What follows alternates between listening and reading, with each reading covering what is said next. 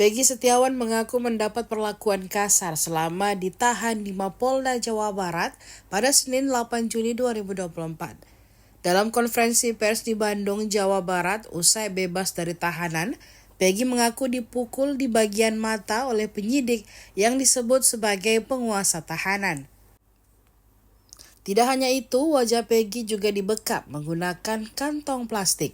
Bahkan, ia juga dipaksa polisi mengakui pembunuhan terhadap Vina dan Eki di Cirebon pada tahun 2016 lalu. Perlakuan itu terjadi ketika belum ada kuasa hukum yang mendampingi Peggy. Kini, Peggy menghirup udara bebas setelah Hakim Pengadilan Negeri Bandung mengabulkan pra-peradilannya.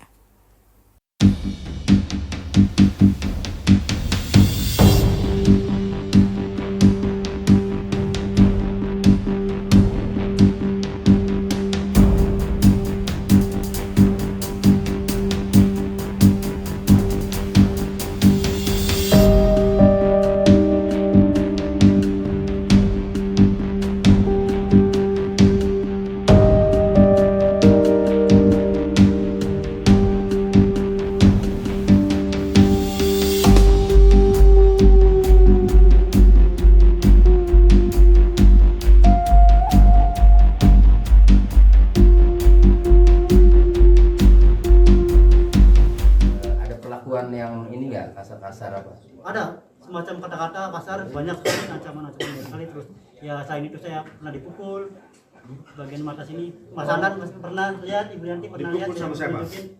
Salah satu yang apa, penguasa gedung itu sepertinya gitu.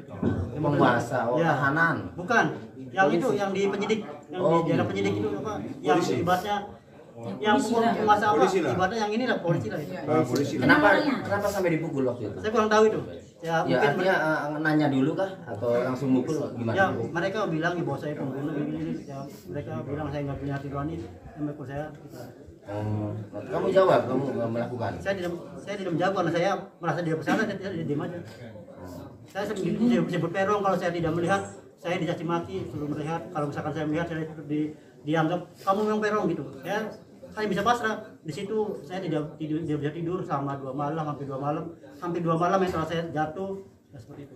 Ya kan sebelumnya kemudian di Ibu Yanti sama Adnan datang kan ya Pak Adnan.